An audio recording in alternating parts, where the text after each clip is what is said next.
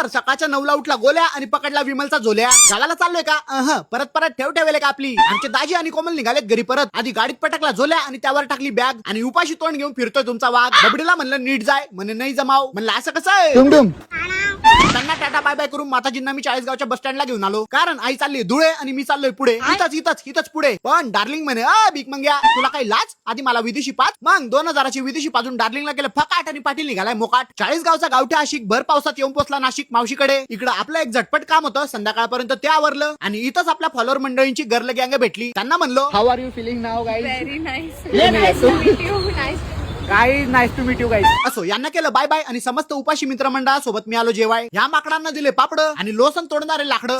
Sorry हाडकं. देखो मी लई शांत आहे, पण मेरे मावशी के पोर लय आगावे. म्हणे भाऊ भर पावसात आईस्क्रीम खाऊ. मग काय गाडी साईडला मारली आणि त्यांना आईस्क्रीम चारली. असो रील स्टार घरी आल्याबद्दल यांनी केला सत्कार आणि मला भेटला घंट्या. जाऊ द्या आंघोळ करून पाटील झालाय तार कसा जगामगा. आणि काळ्या कपातली काळी मट्टक कॉफी वळून घेतली. असो दुपारी मी आलो नाशिकच्या नवशा गणपतीला. या इथं ज्या घंट्या दिसतायत त्या सगळ्या लोकांची इथं नवस पूर्ण झालेत. मध्ये आलो आणि म्हणलो बाप्पा मला पाव. म्हणे किती डझन मिसळ खायला आला की काय. म्हणलो तसं नाही नवसाला पाव. देवाचा पाय पडून फिरून आलो गाव आणि संध्याकाळी लोसन आणि बेसन माझा बोट धरून मला घेऊन आले बोट क्लबला. येऊन तर गेलो पण इथल्या सगळ्या बोट झाकेल होत्या. पण वातावरण डायरेक्ट दिल गार्डन झालं होतं. या सुंदर वातावरणात 2 बंदर सोबत घेऊन मी चहा नाश्त्याचा आनंद घेतो. तुम्ही पटकन फॉलो करून घ्या. पुन्हा भेटत तोपर्यंत जय महाराष्ट्र.